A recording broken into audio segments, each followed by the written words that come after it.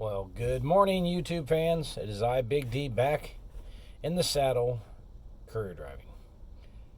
I'm going to go over a topic that I've seen on many channels, and some of the information I have just laughed at because it's funny. A lot of it's clickbait and everything else, so I'm going to get right into it. How to start your own courier company. Well, go get some notebooks with your name at the top, and go around town, knock on doors, hand out pads, and hope for a miracle. It's not a bad concept. It's not going to make you a ton of money, but it's not a bad concept. Let's get into concepts, for instance. I'm going to tell you one that I know of a buddy of mine who got into years ago, and it was flawed from the moment it was conceived. Yet, sometimes you just have to let people go down this path. It was something called Better Half Ball. And the concept was to take your wife and relive that special moment in her life. Your wedding reception. Yeah, we're going to redo it again. Yay. People are going to pay tons of money and we're all going to do this. Okay, now, sounds like a great idea, doesn't it?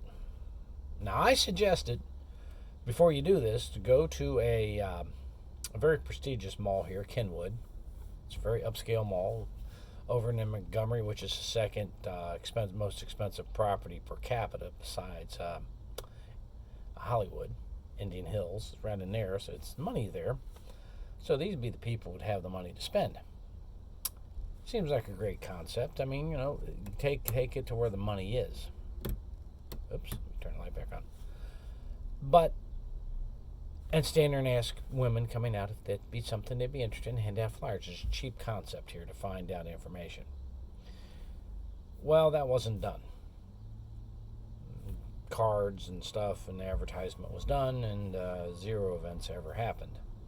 A few $1,000s was lost. It could have been a few hundred. Now here's why the concept failed, and I knew it right up why it's going to fail. First of all, 10 years from now, or 15 years from your, if you just recently got married, 15 years from now, it's more than likely your wife will not fit in her wedding gown. Nothing is going to make her feel special like having her try to put it back on and it doesn't fit. Yeah, you're in the doghouse. I hate to tell you this, but what the hell? I mean, go for it. 2, I don't know how this is going to make you feel special and relive it, but we're going to put you with 100 other brides in their dresses and put you in a big ballroom with each other where we have 100 brides running around in bride's dress and 100 you husbands who basically did this for your wives in your suits and ties. And none of your friends are there. Nothing says special like being in a room with 100 other brides. Failed concept. Now, how to find out if if it's a viable business? You got a computer, print off some flyers. Yeah. Okay. And if you get called and you can get into it and you get enough business, then you go out and say, I need a week to get set up, and there you go. You put that claimer in a 7 to 14 days transition time to put you on, blah, blah, blah, blah, because they have to get rid of who they're using anyway, or if they're not using anybody. 7 to 14 days, not a big deal in a business. And you go out and hand them out and see if you get any feedback from it. If you don't, or you go out knocking on doors and you get really no feedback, then that's your answer. Oversaturated market, no need for it in this market, whatever the reason. But remember one thing. Go in there and save them money is their answer. Cut the cost. It's a great idea when you're starting out because it's just you. Maybe your spouse. Because you really can't hire any people. You haven't made a dime yet. But, let's, think about your concept of cutting cost. Down the road, that's going to bite you. Why? Because you're going to hire drivers on, and, well, they're not going to drive for free. You won't, neither will they. But let's say you've gotten through that, and you actually see a light at the end of the tunnel. There's actually a demand for what you need, what you have. Then the part that they never talk about is MC numbers, DOT. MC stands for Motor Carrier DOT Department of Transportation. You'll need a DOT number if you cross a state line. You best have that DOT number. as a courier company. Do some research in your area. You got a computer, just key it in.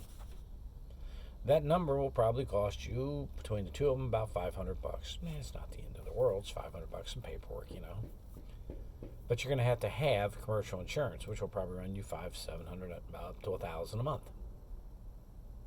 They don't talk about that either. But you've overcome those hurdles, and you're going to get out there and start driving reliable transportation, a decent vehicle. There you go. And you get out there and you're going at it. Now, how much can you make? Well, that's going to depend on what you're hauling. I can guarantee you a brown envelope the size of this that weighs maybe a pound going 3 or 4 blocks down the road is only going to pay you $3 to $4. That's what it pays. So you have to weigh that into what you're actually going after. I mean, a lot of the industries you hear about, which aren't bad ideas, floral, because they deliver flowers. Banks, a lot of it's electronic today. Attorneys, a lot of it's electronics today, but they still require signatures on some things. The floral one sounds the best. Auto parts are also big too, by the way. They don't mention that, but that one would actually pay you more. But a lot of these are gone through brokerage houses. Yeah, well, I hate to break it to you. That's why you see a lot of people running over to Amazon, because it's easier to get in. Now, if you get into box trucks at night, they have an area. We're in an area where they do box trucks. You get about 230 a mile. You put on 4 or 5 trucks, and you make a pretty decent living. So, it depends on what you're looking to do. But we got to go another step. Oh yeah, no one talks about this one. You're going to need an EIN number. EIN, Employee Identification. Can't talk this morning. Employee Identification Number. It's a federal number issued to you. Now, I saw a post the other day about, should I be a DBA or an LLC? Well, a DBA is sole proprietor. John Smith, DBA, John Smith Courier Company.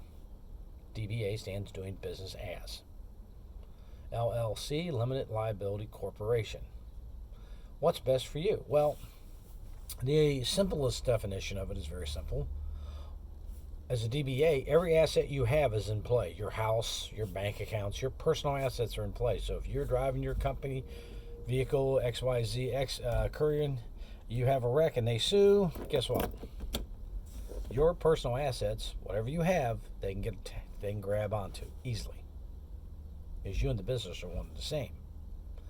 Now, as a limited liability corporation's a key word. It's an entity sold to itself. You have to get a federal number for it. You got to file paperwork to get it. You have to pay for it. Now, where do you go to get that done? I would recommend LegalZoom. They're attorneys, for one, which is why I like them. 2, if you know what you need to be, then it's easy to do.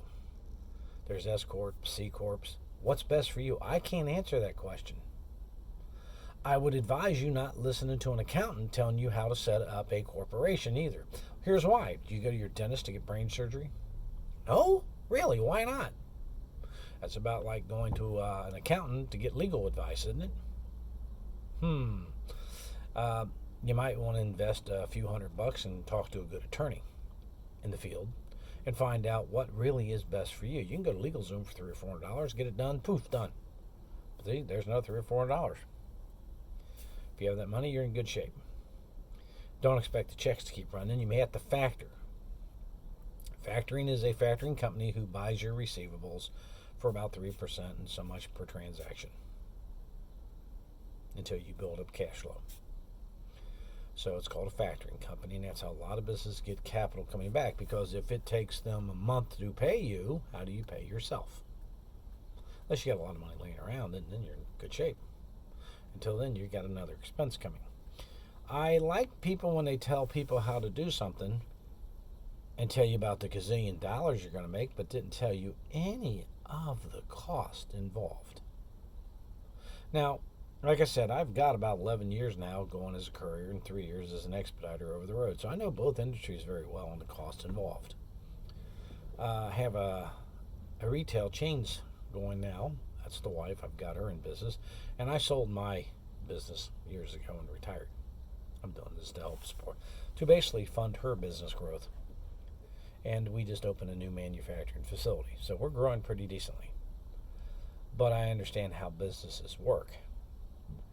And I always like it when I see thousands of people jumping all over how you make $750 a day as a courier and this and that and everything else. Well, you can make more than that if you own the company and you have 50 drivers. 1,000 a day, no big deal. But the reality is that you got to get there. And how do you get there? That is going to depend on where you're at, what industries in your area, and who needs your services. How do you find out? You go ask. You see, they don't talk about all the footwork you're going to have to do. Go out and buy pads of paper and hand them out so that your name's in front of you. That's a great idea. I actually like the idea. And the reason being is that a pad of paper will stay on the desk because they're always using scratch paper. Your name's at the top. It's easy to find. Pens, calendars, and that junk gets given away, thrown away, and everything else. But I actually like the little pallet cubes sitting on like a little pallet with your name on it. You're in transportation. It looks really good, so therefore, there you have it. So, in essence, getting in is not as easy as people tell you because you're going to have to get a license in your city, possibly, your county, the state. You're definitely going to need a federal ID. All these things are going to these things have to happen. How do you find out? Google your area and ask what you need. And then go look into it. You're going to have to do some of the research. And they just tell you to go make $1 gazillion and there you go. It's it's funny how people tell you how to do something and they're going to go get you accounts. Why aren't they getting them from themselves? Like I said, if it's too good to be true, it is. And especially if they're charging you for the information. I'm charging you nothing. I'm telling you what's involved out here. Now, if you decide that's not the path you want to go, just become a courier driver, sign on to a courier company, and if you don't know this business, learn it before you open your courier company. It comes in handy to actually know what you're doing. Then see if you actually like it. My last video was how a new driver went from 0 to 1,000, and she's doing it in a couple weeks. That's a friend of mine. I got her in and got her set up. 1,000 a week. Never did it before. Now, can I do that for you? I don't know. I don't know where you live at. But around here, I know the places pretty well. So I helped her out. I got another guy in making $900 a week, working 30 hours a week, driving a box truck. There you go. If I can help you, I will. If I can't, I'll tell you, I don't know what's going on in your area. If you want to be an over-the-road van expediter, got a decent enough van, I can tell you where to go sign it on at. I know who will hire you. Some things I can help you with, some things I can't. I'll at least be honest with it. Those who are saying otherwise are just full of bullshit. I mean, they're the ones telling you getting $100 a box to go the same direction. Anybody doing this knows better. It's funny. But you all come out here thinking that's reality, and it's not. So, some of the things you have to realize, and I was watching a British YouTube video on this. It was really good. The guy goes, you have to know if you like driving. So can you spend 12, 14 hours a day in your van? It's a good question. You might like to drive, but do you like to do that? Think about that, and we'll go over that in another video. This is Big D saying, like this channel, subscribe to this channel. This is the no nonsense, no bullshit, no we're going to blow sunshine up your butt channel. We're going to give you the truth and the facts. You decide. I'm just going to give you the information. Till then, like, subscribe. We can't talk smart. Went over 500 now. Let's keep going. We got to get to that 1,000. Then I can actually do live remotes and answer your questions on the fly. Till then, later.